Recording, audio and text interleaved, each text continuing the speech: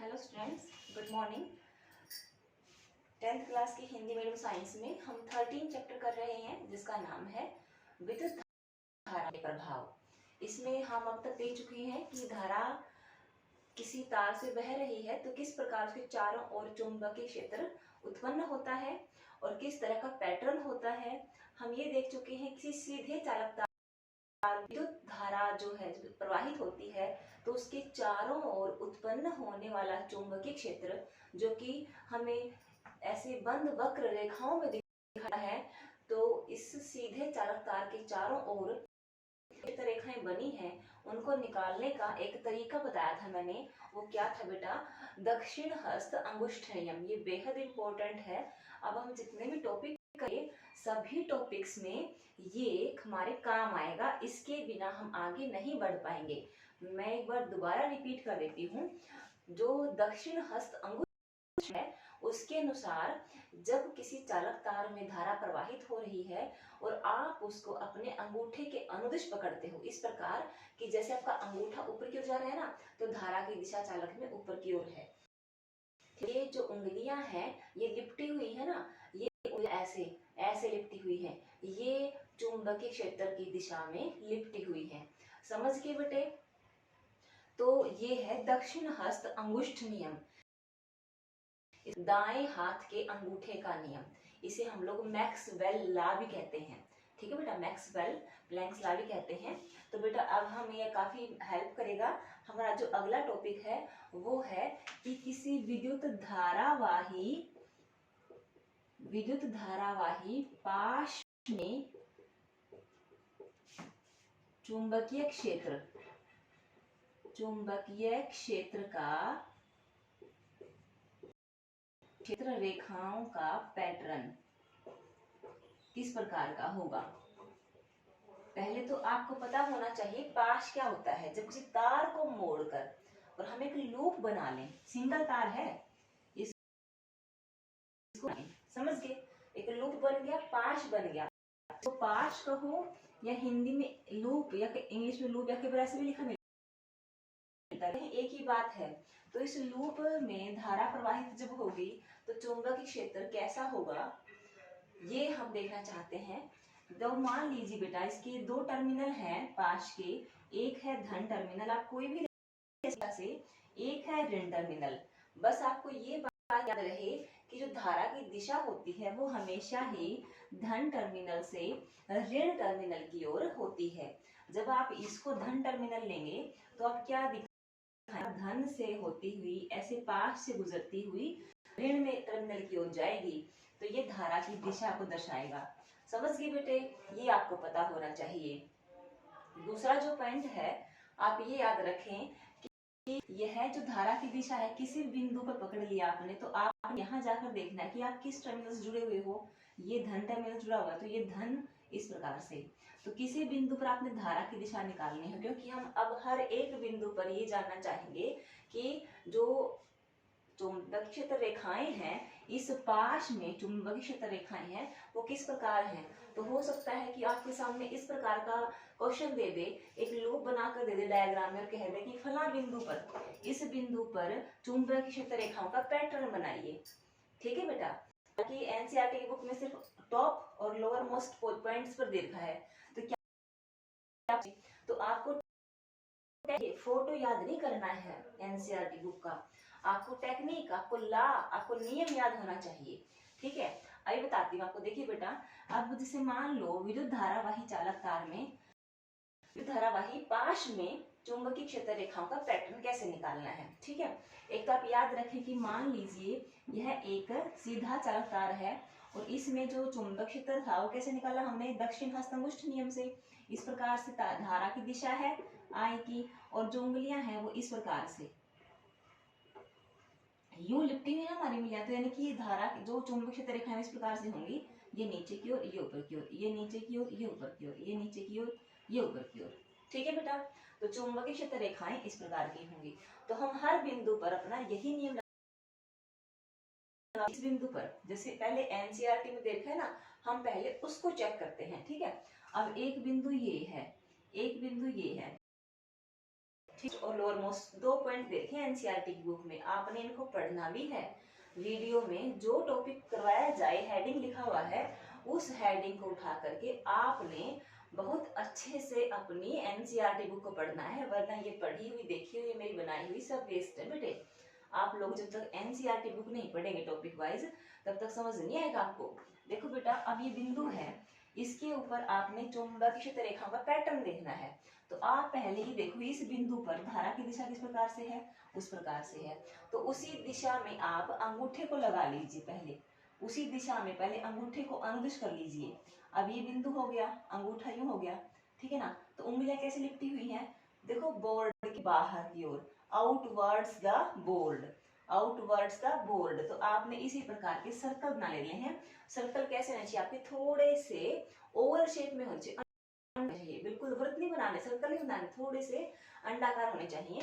और वो बेटा इस प्रकार के मैंने बना दिए हैं, ये देखो, ठीक है, समझ में आ गया। तो यानी कि देखो क्या हो गया, ये इस बिंदु पर क्या है, धारा की दिशा है, और जो संकेंद्रीय वृत्तों की है, संकेंद्रीय वृत्तों की जो रेखा दिशा होगी कैसे होगी, वो इस प्रकार से होगी,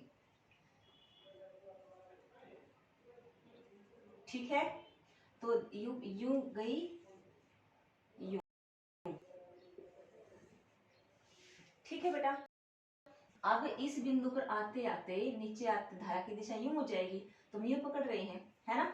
तो बेटा देखो, ये संकेंद्रीय वृत्त, 3 वृत्त बना करके, और आपने कैसे धारा की दिशा दिखानी बेटा, धारा की दिशा ये देखो, जो ये होगी धारा की दिशा, और संकेंद्रीय वृत्तों की दिशा कैसी होगी, ये नीचे की ओर, ये ऊपर की ओर, ये नीचे की ओर, ये ऊपर की ओर, ये नीचे की ओर, ये ऊपर की ओर, ठीक है बेटा। तो इस प्रकार से सर्कल बड़े होते जाएंगे, सर्कल बड़े होते जाएंगे, सर्कल बड़े होते जाएंगे, सर्कल बड़े होते जाएंगे। इस प्रकार से आप लोग क्या पाएंगे, जो सबसे बड़ा सर्कल होगा ना, वो इतना बड़ा हो जाएगा कि हमें ऐसा लगेगा जैसे कि मान लो ये एक सीधी रेखा है, ऐसा होता है ना बेटा। एक बहुत बड़ा सर्कल हो तो उसका एक छोटी सी, हम अगर आर्क देखें, छोटा सा उसका पीस देखें, तो उसमें क्या पाएंगे कि ये तो सीधी रेखा है ना बेटा, उसमें जो करंटनेस होगी ना, मुड़ाव होगा, वो बहुत कम होगा। हमारी धरती है, देखो हमारी हमें कहीं से गोल दिखती है, पृथ्वी नहीं दिखती ना, वो फ्लैट दिखती है। क्यों, क्योंकि यह एक बहुत बड़ा गोला है, ठीक है बेटा। बहुत बड़ा, जितना बड़ा स्फीयर होगा ना, उसके अंदर करंटनेस उतनी ही कम होगी बेटे, ठीक है। तो अंत में बड़ा जो सर्कल होगा, बड़ा जो संकेंद्रीय वृत्त, वो एक सरल रेखा की तरह दिखाई देगा। अब क्योंकि सारी की सारी जो रेखाएं हैं, सारी की सारी जो चुंबकीय रेखाएं हैं, यू निकल के यू एंटर कर रही है, तो यानी कि ऐसा लग रहा है मानो यहाँ तो नॉर्थ पोल है और यहाँ पर साउथ, ठीक है बेटा। तो ये हमारे चुंबक क्षेत्र रेखाओं का पैटर्न है किसी धारावाही पाश में, ठीक है बेटे। हमारा जो अगला टॉपिक है, देखो वो क्या है, तो पाश है, ठीक है ना, मोड़कर लूप बना रखा है। अब हम लोग क्या करेंगे, बड़ा तार लेंगे बहुत लंबा, और उसको मोड़ के कुंडली बनाएंगे। कुंडली क्या होती है बेटा, एक अच्छा एग्जाम्पल मेरे दिमाग में आ रहा है, जैसे कि हम कभी रस्सी को पकड़ते हैं और यूं गोल गोल इकट्ठी करते हैं, ठीक है बेटा। रस्सी को पकड़ते हैं, गोल गोल इकट्ठी करते हैं, तो हम तार को यूं गोल गोल इकट्ठा कर लें, तो उससे क्या बन जाएगा, हमारे पास एक कुंडली बन जाएगी, ठीक है ना। तो इस प्रकार की कुंडली बन जाएगी हमारे पास। मान लो ये तार हो गया, तो इस प्रकार से ये देखो, ये देखो, ये बार बार बार बार हमने क्या बना ली, एक कुंडली बना ली तारों को लपेट के, ठीक है बेटा। और मान लीजिए मैंने यहाँ पर आकर के इसका दूसरा सिरा ऐसे फ्री कर लिया, तो ये क्या बन गई बेटा, कुंडली बन गई। अब मैं इसके साथ हमारे विभिन्न जो कंपोनेंट होते हैं ना, घटक होते हैं, अवयव होते हैं परिपथ के, उनको जोड़ के और एक परिपथ बना देती हूँ। ये तो कुंजी होगी, की हो गई, ठीक है बेटा। ये